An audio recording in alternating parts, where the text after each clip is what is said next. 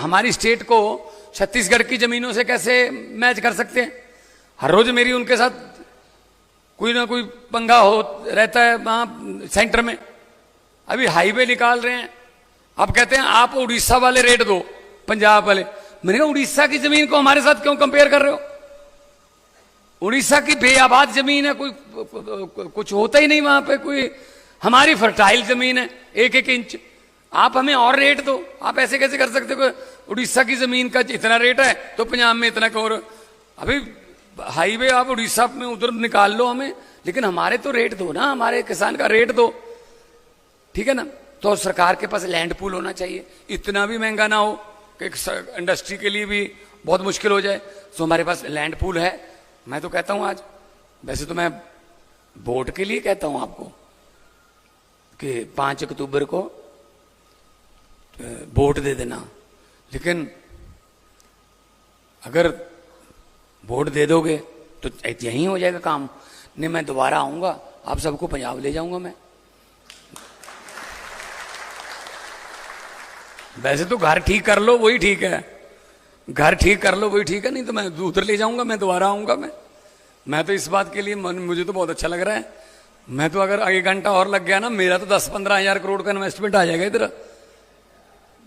और 10-15 हजार करोड़ का इन्वेस्टमेंट का मतलब है 60-70 हजार लोगों को काम भी मिलेगा साथ में।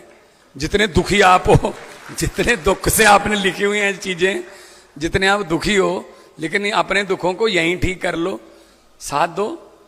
और हम देशभक्त लोग हैं, कोई हम समाज में आपको नहीं बांटेंगे। हम तो स्कूल बनाने वाले लोग हैं, हम अस्पताल बनाने वाले लोग हैं, हम इंडस्ट्री लाने वाले लोग हैं, हम बिजली लाने वाले लोग हैं। हम अरविंद केजरीवाल के सिपाही हैं। और अरविंद केजरीवाल हरियाणा के गांव से उठा, पता ही नहीं था कि उसने दुनिया हिला देनी है। आज जो मर्जी है, झूठे पर्चे डाल लो, कोई बात नहीं, राजनीति में करते रहते हैं, तो जो मर्जी कर लो, लेकिन उस बंदे ने हिला रखा है पूरे देश को, राजनीति की दशा और दिशा बदल दी है। भगत सिंह का एक शेर है कि इस कदर वाकिफ हो गई है मेरी कलम मेरे किरदार से, इस कदर वाकिफ हो गई है मेरी कलम मेरे किरदार से कि इश्क भी लिखना चाहता हूं तो इनकलाब लिखा जाता है। लंबे सफर को मीलों में मत बांटिए, कौम को कबीलों में मत बांटिए।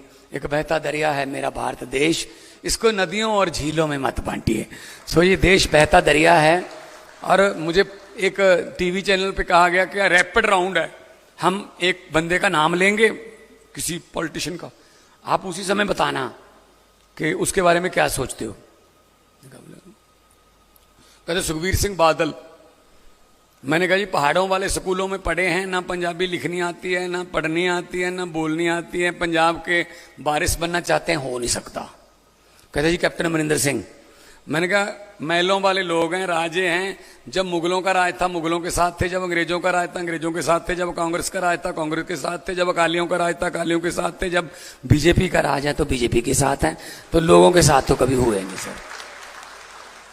कहते जी नरेंद्र मोदी। मैंने कहा किसी भी बात को कहीं भी से उठा के, कहीं भी जोड़ के, कहीं से भी बोल के बोल देते हैं और साथ में कहते हैं गारंटी देता हूं। कहते कैसे? मैंने कहा चंद्रयान के लॉन्चिंग पे चले गए, इसरो ने किया था चंद्रयान का लॉन्च, तो मैं भी देख रहा था, लाइव चल रहा था। मैंने कहा सुन लें प्रधानमंत्री जी क्या कहते हैं। चंद्रयान के लॉन्च पे चले गए, वहां पे कहने लगे इसरो से मेरा पुराना नाता है। अपने माथे पे हाथ मारा। मैंने कहा 8वीं क्लास का सर्टिफिकेट नहीं मिल रहा, इसरो की बातें कर रहा है यार ये। इसरो तो साइंटिस्ट पढ़े लिखे लोगों का काम है, इसका क्या नाता हो सकता है इसरो से भाई?